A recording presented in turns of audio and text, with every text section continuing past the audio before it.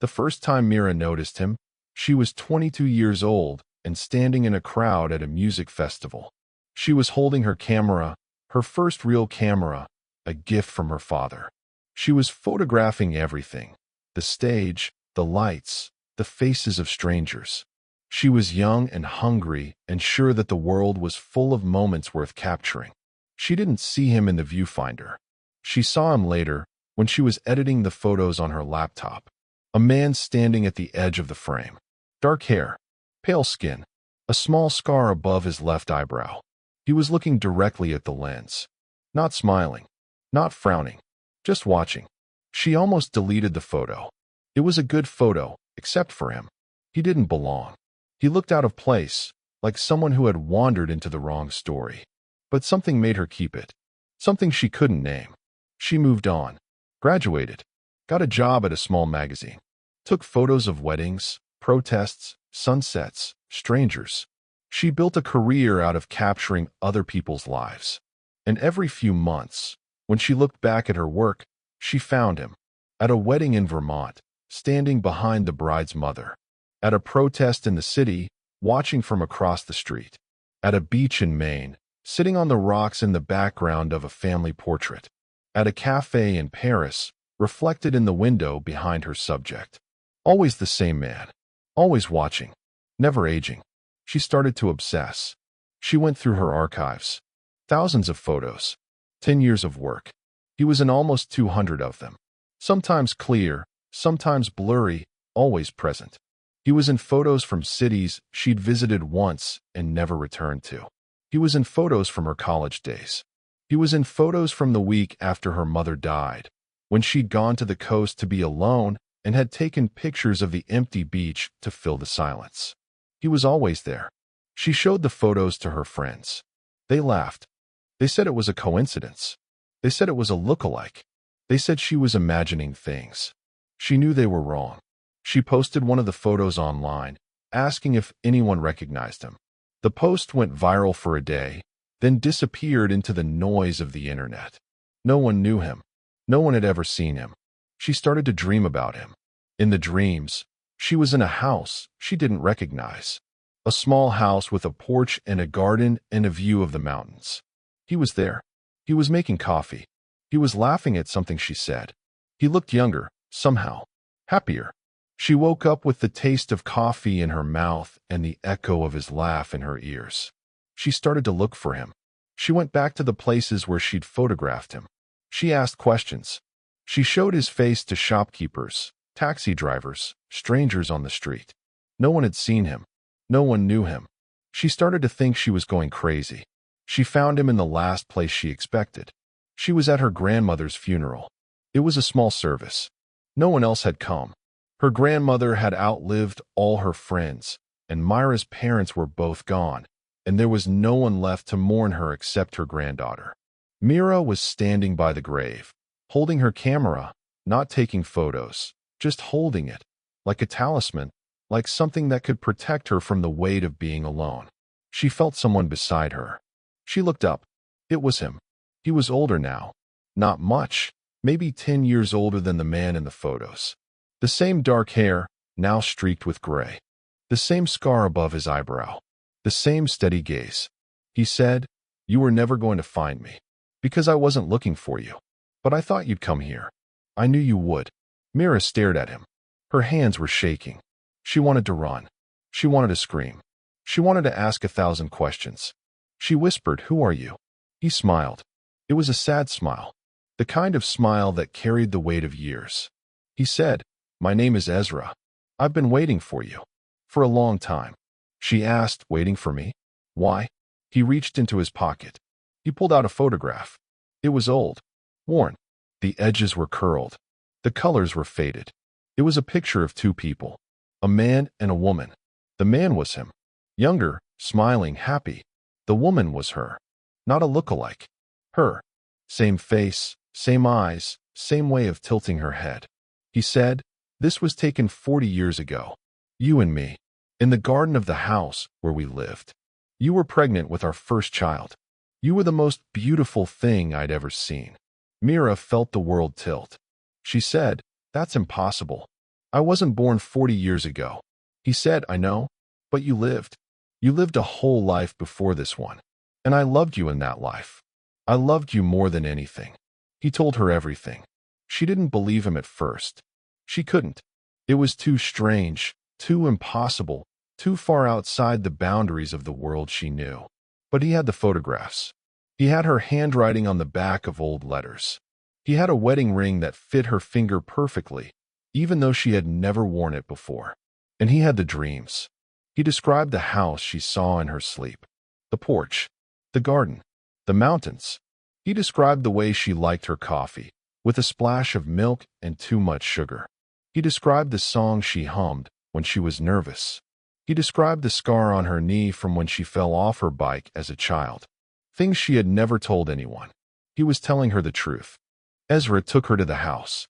It was in a small town, far from the city, surrounded by trees and fields and silence. It was the house from her dreams. The porch was weathered. The garden was overgrown. But it was the same house. It was real. He showed her the room where she used to paint, the kitchen where she used to cook, the bedroom where she used to sleep. He opened a closet and pulled out a box. Inside the box were letters, photographs, a journal. Her journal, from her other life. She sat on the floor and read it. The first entry said, April 3rd. I met him again today. In the garden. He was fixing the fence. I walked out to say hello, and he turned around, and I forgot how to breathe. His eyes are so kind. His hands are so steady. I don't know if I believe in love at first sight, but I believe in him. The next entry said, June 17th. He asked me to marry him. He was so nervous. He couldn't get the words out. I laughed, and he laughed, and then he kissed me. And I knew, right then, that I would spend the rest of my life with him, whatever that life looked like. Another entry said, September 10th. We found out about the baby. He cried. He never cries. But he was so happy. I'm happy too. I'm terrified. But I'm so happy. Then she found the entry that broke her heart. February 22nd. The worst thing I could ever imagine happened. I don't even know how to write it down. I don't know if I can. But I need to say it. I need to get it out. The baby is gone. I lost her. I lost her, and I don't know if I'll ever be whole again. He's trying so hard to be strong. I can see him falling apart. But he holds me. He holds me, and he doesn't say anything. And it's the only thing that makes sense. Another entry said, December 12th. I was diagnosed today. He sat in the chair beside me the whole time. He never let go of my hand. The doctors say I have 6 months. Maybe a year. He said he's going to fight it with me. He said we're going to beat it together. I know we're not. I know I'm dying. But I can't tell him that. Because if I do, I'll break his heart. And I can't bear to break his heart. February 1st. I'm not getting better. I know that now. I've accepted it. But he hasn't. He's still trying. He's still hoping. I love him so much. I love him so much it hurts. When I die, I don't want him to be alone. I don't want him to suffer. I want him to move on. I want him to love again. But I know he won't. I know he'll wait for me. And I don't know if that's beautiful or tragic or both. February 15th. I made a decision. I found a woman. A healer. She says she can help. She says she can do something. She says she can hold my memories. She can keep them safe until I come back. I don't understand it. But I'm desperate. I'm willing to try anything. If there's a chance I can come back to him, even if I don't remember, I have to try. February 28th. I did it. The healer took my memories. She put them into a talisman. A necklace. She said the necklace will bring me back to him when I'm ready. She said I won't remember anything. But the necklace will guide me. I'm scared. I'm so scared. But I'm doing this for him. I'm doing this for us. March 1st. This is my last entry. I can feel myself fading. I know I won't wake up tomorrow. But I want to say this. I loved him. I loved him more than anything. And if I get a second chance, I will find him. I will always find him. This is not the end. This is only the beginning. Mira closed the journal.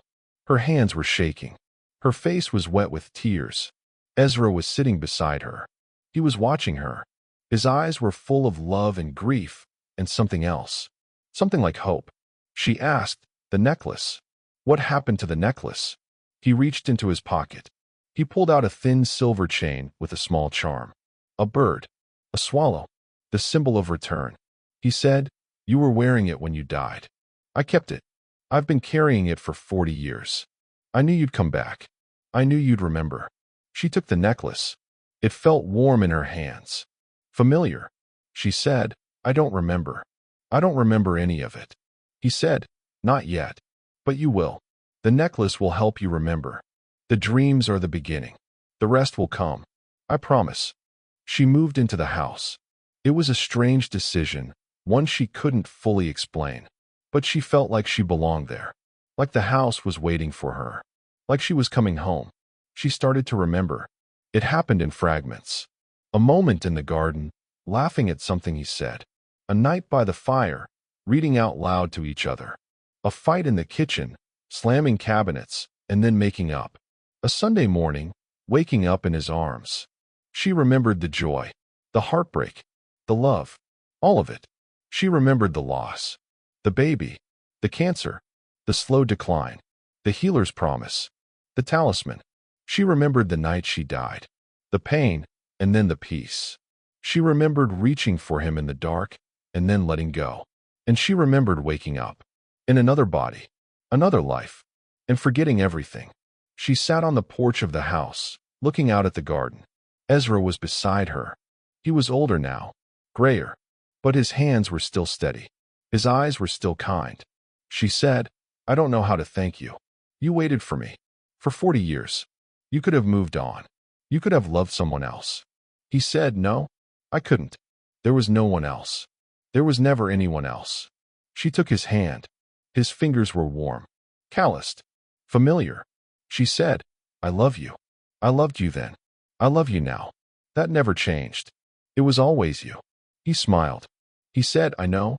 She started to cry, not from sadness, from the weight of all those years, from the magnitude of what they had found. She said, "I don't know how long we have. I don't know how many more lives we'll get, but I'm grateful. For this one. For you. For everything." He said, "Me too." They sat on the porch until the sun went down. They didn't talk much. They didn't need to. Months passed. Mira remembered everything. The good and the bad. The joy and the grief. She was whole again. She was herself. But she was also different.